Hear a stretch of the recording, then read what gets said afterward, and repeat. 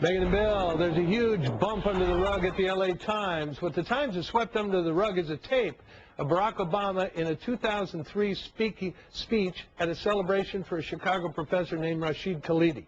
The Times reported on Obama and Khalidi back in April and identified Khalidi as a one-time spokesman for the PLO and even a negotiator for the terror group in peace negotiations.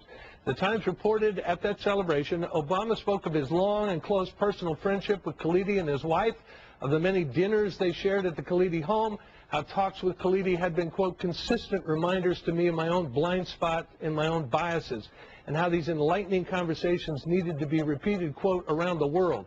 In the story, the Times made clear that Palestinians thought the friendship with Khalidi was influential on Obama's thinking about the Palestinian-Israeli conflict, and the Times admitted it obtained a videotape of the party that night, including Obama's remarks. Fast forward to today.